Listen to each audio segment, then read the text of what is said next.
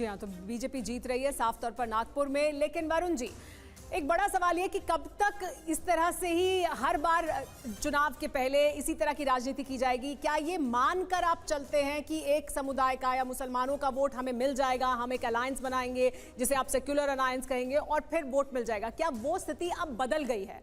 लाभार्थी हैं जिन तक पहुंचने की कोशिश की जा रही है, जो शाजिया कह रही है बीजेपी पसमानदा मुसलमानों की राजनीति भी कर रही है, उन्हें जोड़ने की कोशिश कर रही है, तो उन्होंने अपनी राजनीति में बदलाव किया है। आपकी राजनीति क्या अभी भी वहीं खड़ी है जहां पहले खड़ी थी और इस वजह से आपको कोई फायदा नहीं मिल रहा है?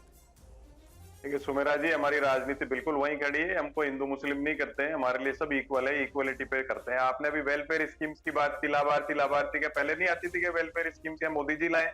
मनरेगा तो अनऑर्गेनाइज सेक्टर की विश्व की सबसे बड़ी योजना, उसमें क्या मुस्लिम्स को नहीं मिला? सबको मिला है, जितना भी गरीब था। असली बात है निजीकरण, महंगाई और बेरोजगारी जिस हिसाब से लोग परेशान है, मैं आपको ग्राउंड पे बता रहा हूँ रिपोर्ट। मैं आपको अभी तृणमूल की बात भी एक्सेप्ट कर लूंगा, मैं इनकी जैसे नहीं होगी हर बात में अड़ाअड़ी करूंगा। मैं आपको बता रहा हूँ ग्राउंड पे आप जाएंगे तो युवा बड़े परेशान है, उस पर फिर उनकी मजाक उड़ाते हैं।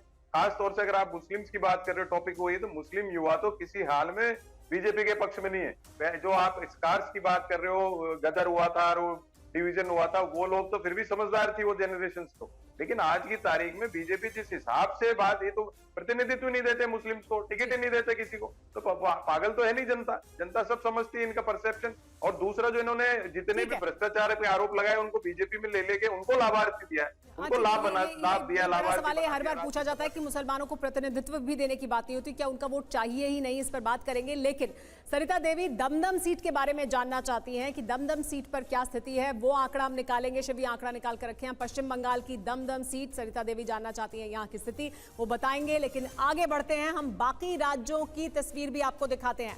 मध्य प्रदेश का ओपिनियन पोल क्या कह रहा है मुस्लिम बाहुल सीटों को लेकर? कुल सीट यहाँ पर एक है जो मुस्लिम बाहुल सीट है, बीजेपी के खाते में जा रही है। ये एक सीट भी मध्य प्रदेश की। तो मध्य प्रदेश की तस्वीर आपने देखी। मध्य प्रदेश के बाद हम अगले राज्य की बात करेंगे। तो देखिए मध्य प्रदेश की तस्वीर देखिए, एक सीट मुस्लिम बाहुल सीट, ये बीजेपी के खाते में जा रही है और अन्य के खाते में जाहिर सी बात है कुछ नहीं है। इसके बाद अगले राज्य की बात करते हैं। मध्य प्रदेश के बाद हम तस्वीर आपको दिखाने जा रहे हैं दिल्ली की।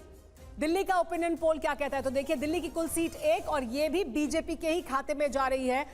एक सीट मुस्लिम बाहुल सीट बीजेपी के खाते में। और इसके बाद बात करते हैं गुजरात की। तो गुजरात का ओपिनियन पोल क्या कहता है? देखिए कुल सीट एक है और ये भी बीजेपी के खाते में जा रही है। ये तस्वीर गुजरात की। तो ये तीन राज्य मैं आपको दिखाए, दिल्ली की तस्वीर, मध्य प्रदेश की तस्वीर और गुजरात की तस्वीर। सब जगह एक एक सीट है जो मुस्लिम बाहुल सीटें, और ये तीनों सीटें बीजेपी के खाते में जाती हुई साफ तौर पर दिखाई दे रही हैं। रामकृपाल जी, लेकिन ये बात भी तो बार बार पूछी जाती है कि बीजेपी ने अपनी राजनीति को तो बदला है, पसमानदा राजनीति करने की भी कोशिश है, लाभार्थियों के जरिए भी लोगों को जोड़ने की कोशिश है और तमाम ऐसे कैंपेन्स चलाए गए हैं या इस तरह के संगठन बनाए गए हैं जिसके जरिए मुसलमानों को जोड़ने की कोशिश या बात की जा रही है। लेकिन वहीं दूसरी तरफ वो राजनीति भी है जिसमें बयानबाजी होती है मुसलमानों के खिलाफ, जिसमें फिर उनको राजनीतिक प्रतिनिधित्व देने की बात नहीं होती, उनको शामिल नहीं किया जाता।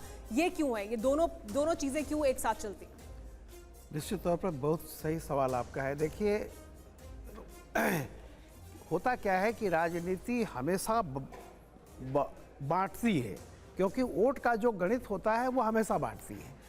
और ये जब भी मौका आएगा, आप मान के चलिए अभी आगे भी चाहे जितना भी मिले, हमेशा बंटवारे की कोशिश की जाती है।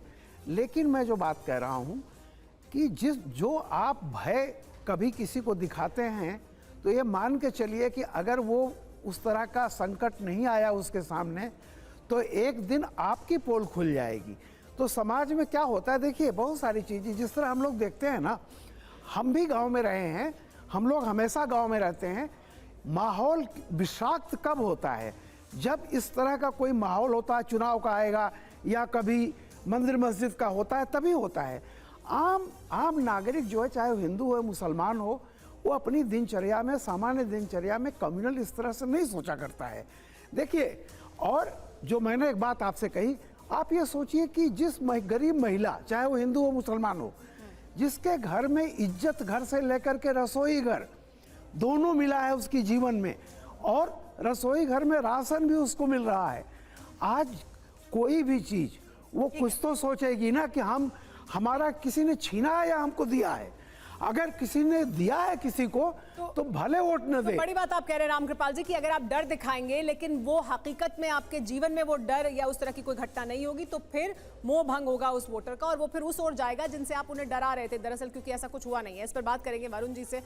लेकिन सरिता देवी जानना चाहती थी दमदम सीट के बारे में, तो दमदम सीट की स्थिति क्या है वो पहले आपको बता देते हैं। पश्चिम बंगाल की दमदम सीट, यहाँ के बारे में जानना चाहती थी सरिता देवी और ये है नतीजा। देखिए बीजेपी आगे है और तृणमूल कांग्रेस दमदम सीट पर पश्चिम बंगाल में पीछे है। तो शिव, इसका ब्रेकअप भी बताएं हमें कि क्या स्थिति है। जी बिल्कुल, बीजेपी यहाँ पे करीबन 42% पर है, आईएनसी यहाँ पे 3% पे है सिर्फ, और एआईटीसी यहाँ पर 35% के करीब है। यहाँ पे सीपीआईएम का वोट जो है 9.5% है और इसमें अनडिसाइडेड वोट जो है, जो फैसला आखिर में करेगा इस सीट पे, वो है 10.5% के करीब।